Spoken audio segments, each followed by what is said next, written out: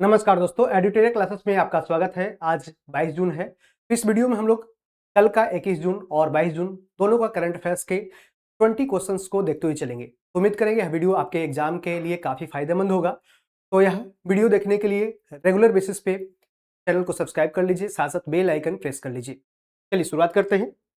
पहला क्वेश्चन है कि CBN@361 डिग्रीज पॉलीमैथ नामक किताब के लेखक कौन है? तो who is the author of the book CBN@361 degrees polymath? तो इसके लेखक कौन है? तो इसके लेखक आपको बता दें, चाकमुरु श्रीनिवास प्रसाद के द्वारा यह पुस्तक लिखा गया है। खासकर किसके बारे में? तो चंद्रबाबू नायडू, ये आंध्र प्रदेश के वर्तमान में मुख्यमंत्री हैं। इनके बारे में यह पुस्तक में लिखा गया है कि उनकी जीवनी क्या रही, उनकी विजन क्या है, किस तरह से आंध्र प्रदेश को ये 2047 तक के विकसित राज्य के रूप में बनाना चाहते हैं। उसी दिशा में उनके किताबों में यह लिखा गया है। साकमुरु श्रीनिवास प्रसाद के यानी एस प्रसाद के किताब है कौन? CBN@361 degrees.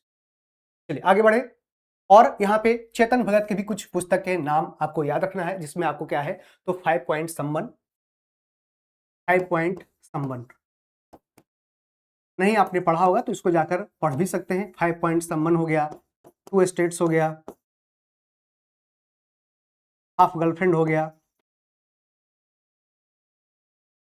ठीक है, तो ये सब पुस्तक किसके द्वारा लिखा गया है? तो चेतन भगत के द्वारा ये सब पुस्तक लिखी गई है। चलिए आगे बढ़े। तो जून 2026 में भारत किस प्रतिष्ठित संगठन के राष्ट्रीय सुरक्षा सलाहकारों या नेशनल सिक्योरिटी एडवाइजर्स की बैठक की मेजबानी करने जा रहा है? In June 2026 India is going to host the meeting of national security advisers of which prestigious organisation. तो इसमें जानते हैं कि भारत जो ब्रिक्स की अध्यक्षता कर रहा है 1 जनवरी 2026 से भारत इस वर्ष 2026 में ब्रिक्स यानी Brazil, Russia, India, China, south Africa, जिसकी स्थापना 2006 में की गई थी, उसी संगठन का अध्यक्षता कर रहा। उसी के तहत पे एक नेशनल सिक्योरिटी एडवाइजर जो भारत के तरफ से कौन है? तो नेशनल सिक्योरिटी एडवाइजर 2014 से ही बने हुए हैं कौन? अजय डोभाल, इसकी अध्यक्षता भी करेंगे। तो इसका आंसर ऑप्शन बी करेक्ट हो जाएगा। ब्रिक्स की अध्यक्षता 1 जनवरी 2026 से भारत के अंदर मिली हुई, तो यह भी आपको याद रखना है। जानते हैं इसमें अभी हाल ही में लेटेस्ट मेंबर जो ज्वाइन किया है ब्रिक्स कौन? तो इंडोनेशिया ज्वाइन किया है, तो इसको भी याद रखना है। कल के वीडियो में हमने बताया था, पिछले वीडियो में, एनडीबी यानी नेशनल न्यू डेवलपमेंट बैंक के बारे में। न्यू डेवलपमेंट बैंक जो ब्रिक्स का ही न्यू डेवलपमेंट बैंक है, जो बनाया गया था 2015 में, और फोटोलाजा घोषणा के तहत 2015 में बनाया गया था, जो ब्रिक्स देशों को समर्थन करेगा, खासकर जब ऐसे वित्तीय जरूरत पड़ेगी तब। तो इसका आंसर ऑप्शन भी करेक्ट हो जाएगा। आगे की हाल ही में फूड एंड एग्रीकल्चरल ऑर्गेनाइजेशन की सोफिया 2026 रिपोर्ट के अनुसार जलीय जीव मत्स्य उत्पादन में भारत विश्व में कौन सा स्थान पे रहा? अकॉर्डिंग टू FAO यानी food and agricultural organisation report, जिसमें स्टेट ऑफ बताया कि स्टेट क्या है, स्टेट ऑफ इसमें क्या, तो इसमें एक्वाकल्चर और फिशरीज का क्या स्टेटस रहा, उसके अकॉर्डिंग इसमें असेसमेंट किया गया 2026 रिपोर्ट में FAO के द्वारा, जिसमें इंडिया का रैंक इसमें देखा जाए तो एक्वेटिक एनिमल और फिश प्रोडक्शन में देखा जाए तो ऐसे दूसरा स्थान पे है। ओवरऑल देखा जाए, ओवरऑल की बात करें, ओवरऑल इंडिया का स्थान क्या है? तो इंडिया है जो सेकंड पोजीशन, ओवरऑल इंडिया है जो सेकंड पोजीशन है, इंडिया का स्थान सेकंड है। अब पहला किसका स्थान है भाई? पहला स्थान किसका है? तो ये चीन का स्थान पहला है। चीन का स्थान क्या है? पहला है। वही बात करें इंडिया की बात करें तो ऐसे जैसे कि दो तरह की जानते हैं कि मछली का प्रोडक्शन ऐसे मुख्य रूप से मान ले कि इस तरह से ये हो गया, तो इसमें कई बार इधर क्या, तो बे ऑफ बंगाल हो गया, अरेबियन सी हो गया, या फिर इधर गल्फ ऑफ मन्नार साइड हो गया, तो इसमें जो मछली का उत्पादन होता है, प्रोडक्शन होता है, तो खासकर ये कह सकते हैं कि ये भारत के ज्योग्राफिकल बाउंड्री के बाहर यानी कि कह सकते हैं सी एरियाज में हो गए। लेकिन यहाँ पे भारत के अंदर कहीं लेक्स हो गया, झील हो गया, नदियां हो गए, नहर हो गए, इसमें भी तो कई बार इसमें आपने देखो कई जगह पे मछली का उत्पादन होता है। तो ये मामले में देखा जाए तो इसमें लेक आदि में मछली का उत्पादन में भारत का स्थान पहला है। भारत का स्थान ओवरऑल पूरे वर्ल्ड में भारत का स्थान क्या है? पहला है। लेकिन ऐसे देखा जाए, ओवरऑल देखा जाए यानी कि इधर देखा जाए और इधर दोनों को मिला के देखा जाए तो इसमें दूसरा स्थान और पहला स्थान कौन है? चाइना है। ये भी आपको डिफरेंस याद रखना है, ठीक है। खासकर एक्वेटिक एनिमल यानी कि फिश के प्रोडक्शन के मामले में इंडिया का स्थान ओवरऑल दुनिया में दूसरा है चीन के बाद। लेकिन ऐसे देखा जाए तो लेक्स, रिवर्स या फिर नहर आदि में जो मछली भारत पकड़ता है उसमें ओवरऑल कंट्री में भारत का स्थान पहला है। ये आपको याद रखना है। आगे की पीएम नरेंद्र मोदी ने 20 जून 2026 को पीएम किसान सम्मान निधि की 23वीं किस्त कहां से जारी किया? तो from where did PM Modi release the 23rd instalment of PM Kisan Samman Nidhi on 20 जून 2026। तो जानते हैं पीएम किसान सम्मान निधि की शुरुआत कब होती है? तो पीएम किसान, प्रधानमंत्री किसान सम्मान निधि योजना की शुरुआत करते हैं कब से? तो ये आपको कब से होती है? तो 24 फरवरी 2019 से इसकी शुरुआत होती है। कहां से? उत्तर प्रदेश से इसकी शुरुआत होती है। कहां से? उत्तर प्रदेश से इसकी शुरुआत होती है। वहीं से प्रधानमंत्री मोदी जी के द्वारा इसका उद्घाटन किया जाता है। लेकिन ये प्रभावी होता है कब? दिसंबर 2018 से ही, दिसंबर 2018 से ये प्रभावी होता है। एक कुछ समय पहले से प्रभावी हो जाता है। और इसमें आपको पता है कि सारे किसानों को, इसमें सारे किसान को क्या? तो 6,000 रुपया पर ईयर दिया जाता है। किसके माध्यम से? तो डायरेक्ट बेनिफिट ट्रांसफर, यानी कि उनके बैंक अकाउंट में जो आधार कार्ड से भी लिंक होता है उसके अकाउंट में सीधे ट्रांसफर की जाती है। 2-2 हजार करके हर एक 4 महीने पे ट्रांसफर की जाती है। तो ऐसा ही अभी हाल ही में 23वां किस्त है, ये 23वां नंबर का किस्त अभी हाल ही में जारी किया गया। और ये किस कहां से किया गया? तो हुगली जिले के तारकेश्वर जगह से प्रधानमंत्री मोदी जी ने यह भी यहाँ पे रिलीज किया। ठीक है, तो ये आपको याद है कहां से? Hooghly Tarakeswar. Option A correct. कई बार एग्जाम में ऐसे क्वेश्चन पूछा है। तो पिछला बार 22वां पूछ दे कि 22वां कहां से किया था? तो 28th नंबर का किया था। कहां से इंस्टॉलमेंट? तो आपको कोयम्बटूर तमिलनाडु, कोयम्बटूर तमिलनाडु, कोयम्बटूर तमिलनाडु से पिछली बार 22वां किया था। इस बार 23वां किस्त है जो आपको हुगली तारकेश्वर से हुआ है। 12वां अंतर्राष्ट्रीय योग दिवस का थीम स्वस्थ वृद्धावस्था के लिए योग कब मनाया जाएगा? कब मनाया गया? When the 12th international day of yoga, इसका थीम क्या रहा? Yoga for healthy ageing be celebrated, यानी कि बढ़ते समय के अनुसार किस तरह से जानते हैं कि आपको ध्यान रखना है, किस तरह से अपने स्वास्थ्य को ध्यान रखना है, उसके लिए आपको योगा है जो क्या परम आवश्यक है। इसके लिए जानते हैं कि 21 जून 2026 को योगा मनाया गया। तो इंटरनेशनल योगा डे की बात करें तो इसके बारे में कंप्लीट रूप से इस तरह से जानकारी दी गई है, तो इसको एक बार आप लोग अपने तरीके से भी पढ़ लीजिएगा। तो जानते हैं कि 12वां नंबर का अंतर्राष्ट्रीय योग दिवस की बात करें तो 21 जून 2026 को मनाया गया। और ये कहां पे? तो रेड रोड कोलकाता पश्चिम बंगाल, रेड रोड कोलकाता पश्चिम बंगाल। इसमें मुख्य अतिथि प्रधानमंत्री मोदी जी रहे और इसका थीम रहा योगा फॉर हेल्दी एजिंग, यानी कि स्वस्थ वृद्धावस्था के लिए योग का परम योग। ठीक है, कह सकते हैं इसका परम आवश्यक है। प्रधानमंत्री नरेंद्र मोदी ने हजारों प्रतिभागियों के साथ कॉमन योग प्रोटोकॉल का प्रदर्शन किया। इसके पृष्ठभूमि देख ले तो हल्के में देख ले तो जानते हैं कि संयुक्त राष्ट्र महासभा ने 11 दिसंबर 2014, कब? 11 दिसंबर 2014 को प्रस्ताव पारित किया 131 के माध्यम से 21 जून को अंतर्राष्ट्रीय योग दिवस के रूप में घोषित किया। ठीक है, इसका उद्देश्य था कि दुनिया भर में योग के अभ्यास के अनेक लाभों के बारे में जागरूकता को बढ़ावा देना, इसका मुख्य यही उद्देश्य था। ठीक है, इसका स्थापना का मसौदा भारत के द्वारा प्रस्ताव पारित किया गया था, प्रस्ताव भेजा गया था और उसने यूनाइटेड नेशन ने इसको एक्सेप्ट किया।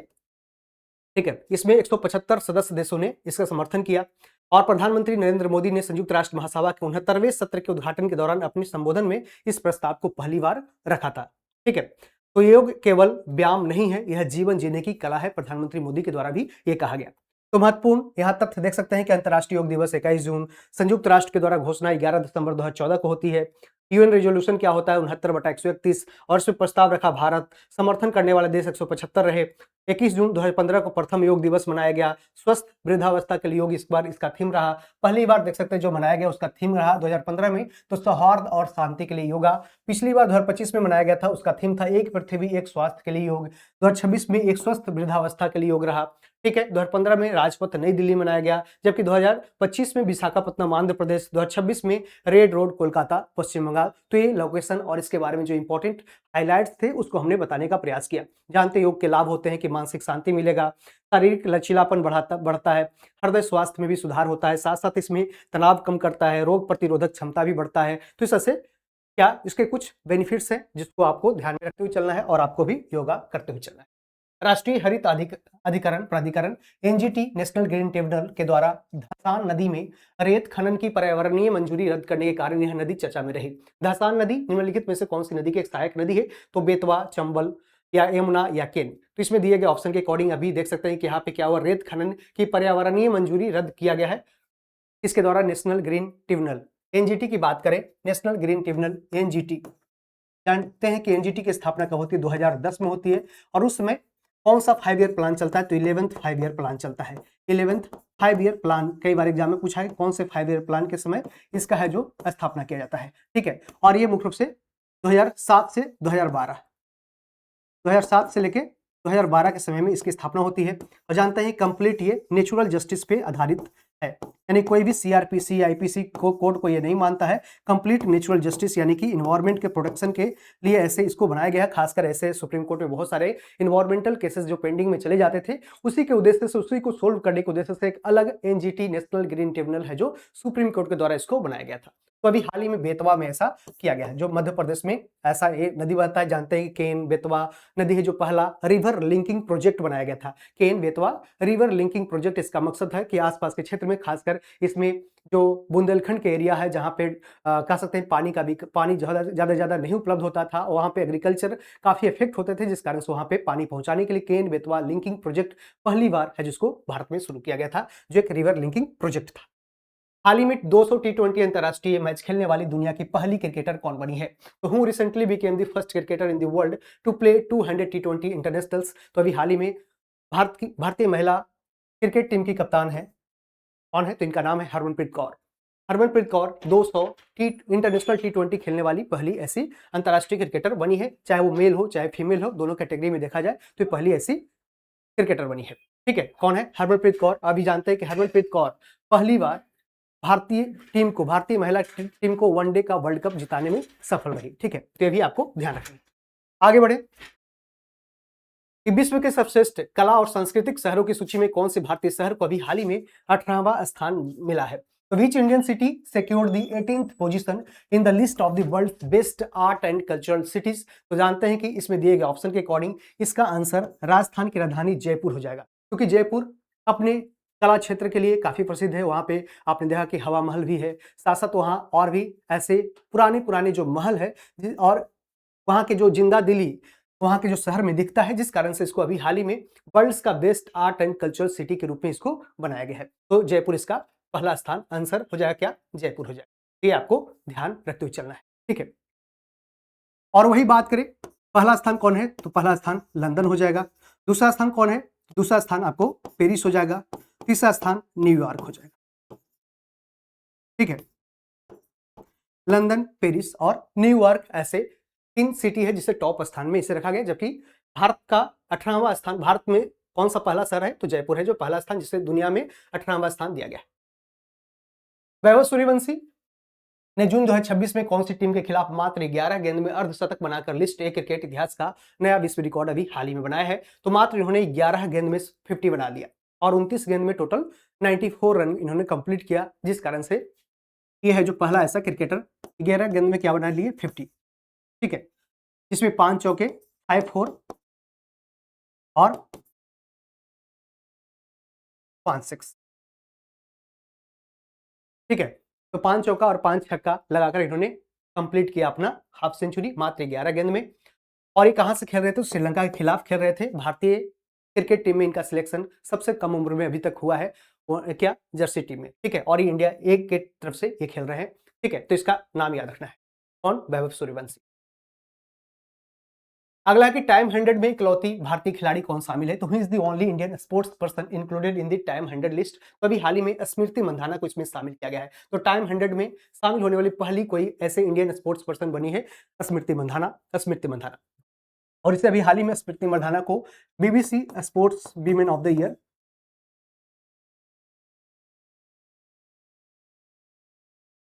स्पोर्ट्स वीमेन 2025 का भी खिताब दिया गया था।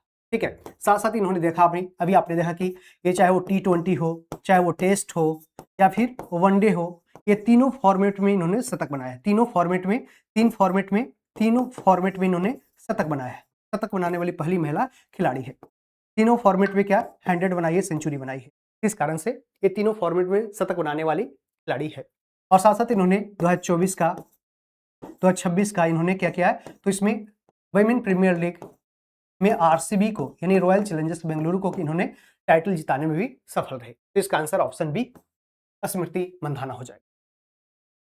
आगे बात करें ऊर्जा संक्रमण सूचकांक यानी एनर्जी ट्रांजिशन इंडेक्स 2026 में भारत का स्थान क्या रहा? What is India rank in the energy transition index? यानी किस तरह से कोई कंट्री एनर्जी ट्रांजिशन यानी किस तरह से रिन्यूएबल एनर्जी पे ज़्यादा शिफ्टिंग हो रहा है और अपने पुराने ट्रेडिशनल एनर्जी जो फॉसिल फ्यूल वेस्ट एनर्जी है उससे है जो निजात पाने की दिशा में काम कर रहा है। उसी दिशा में काम करते हुए भारत का स्थान थोड़ा सा सुधरा है। पिछली बार देखा जाए तो ये 2021 में इसका रैंक था 71 था, इंडिया का रैंक 71 था, लेकिन अभी हाल ही में सुधार किया है और इस कारण से 20th रैंक पे अभी आ चुका है। और ये रिपोर्ट किसके द्वारा है तो काफी इंपॉर्टेंट आपको है कि कौन सा संस्थान इसका रिपोर्ट जारी करता है तो वर्ल्ड इकोनॉमिक फोरम। क्या? वर्ल्ड इकोनॉमिक फोरम के द्वारा ये रिपोर्ट जारी की जाती है। ठीक है, तो ये भी आपको याद रखना है। साथ साथ बात करें तो इसमें जो नॉर्डिक कंट्री होते हैं, नॉर्डिक कंट्री का इसमें काफी संभावना ये होता है कि उन्होंने काफी अच्छा, जैसे कि डेनमार्क हो गया, फिनलैंड हो गया, स्वीडन हो गया, ऐसे देश है जो मुख्य रूप से इस पे काम अच्छा से करते आ रहे हैं और खासकर उसका ये टारगेट है कि किस तरह से हम कार्बन न्यूट्रलिटी की दिशा में ज्यादा से ज्यादा काम करें। और भारत का भी टारगेट है कि कार्बन न्यूट्रलिटी लक्ष्य को प्राप्त करना है। कितना? तो कार्बन न्यूट्रलिटी की दिशा में काम करते हुए चलना है और इसका लक्ष्य है कि 2070 तक भारत का ये लक्ष्य है कि कार्बन न्यूट्रलिटी को प्राप्त करना, यानी कार्बन तटस्थता, जिस कारण से भारत सरकार के द्वारा नेशनल ग्रीन हाइड्रोजन मिशन और भी अन्य जिसमें solar energy, wind energy, hydro power energy से बहुत ज्यादा इसमें न्यूक्लियर एनर्जी पे ज्यादा भारत है जो शिफ्ट होता जा रहा है। इस कारण से भारत का रैंकिंग में भी सुधार होता गया है। हालांकि अभी हाल ही में देखा कि विश्व में इन जैसे रसिया यूक्रेन का युद्ध हुआ, साथ साथ इसमें इजराइल, ईरान और अमेरिका का जो युद्ध आसपास मिडिल ईस्ट के क्षेत्र में चल रहा है, उससे क्या ऐसा इसमें है जो गिरावट थोड़ा सा दर्ज हुआ है और इसमें जो बहुत ज्यादा इसमें विकास देखने को नहीं मिला है, खासकर एनर्जी ट्रांजिशन के क्षेत्र में। तो ये सब आपको ध्यान रखते हुए चलना है। ठीक है, चलिए आगे बढ़ते हैं। क्लियर है? यदि पूछ दे कि इसमें पहला स्थान कौन है तो पहला स्थान स्वीडन है, दूसरा फिनलैंड और तीसरा डेनमार्क है। ठीक है, तीसरा डेनमार्क। चलिए आगे बढ़े। भारत और किस देश ने नई दिल्ली में चौथी साइबर वार्ता आयोजित किया है? तो India and which country held the fourth cyber dialogue in New Delhi. तो जानते हैं कि साइबर सिक्योरिटी के क्षेत्र में भारत सरकार भी काम आगे करती जा रही है, जिस कारण से इसकी जनता के साथ ज्यादा फ्रॉड ना हो और खासकर फाइनेंशियल फ्रॉड ना हो, इसके बचाव हेतु इस कारण से फोर्थ साइबर डायलॉग इंडिया और किसने किया तो अभी हाल ही में नीदरलैंड के बीच में अभी संपन्न हुआ है। ठीक है, और जानते हैं कि इंडिया में साइबर क्राइम हेल्पलाइन नंबर जो दिया गया है 1930 और साइबर क्राइम हेल्पलाइन नंबर पे सबसे अच्छा काम करने वाला कोई पुलिस है तो आपको ये साइबर क्राइम हेल्पलाइन नंबर पे काम करने वाला 1930 पे गोवा पुलिस है, गोवा पुलिस। और भारत की पहली पुलिस है जिसने 100% स्ट्राइक रेट के साथ इस पे 100% स्ट्राइक रेट के साथ काम किया है। International Tribunal for the Law of the Sea में से कौन, International Tribunal for the Law of the Sea में किस भारतीय को जज के पद पर नियुक्त किया गया है? यानी which Indian has been appointed as a जज of the International Tribunal for the Law of the Sea. तो इसमें आपको बता दें तो professor doctor Bimal N Patel और रक्षा विश्वविद्यालय के क्या है तो ये प्रोफेसर हैं, वाइस चांसलर के रूप में रहे हैं और ये इंटरनेशनल लॉ के काफी एक्सपर्ट हैं, जिनको अभी हाल ही में International Tribunal for the Law of the Sea में इनको शामिल किया गया है। इनका है जो क्या गया है, तो इसका आंसर ऑप्शन बी करेक्ट हो जाएगा।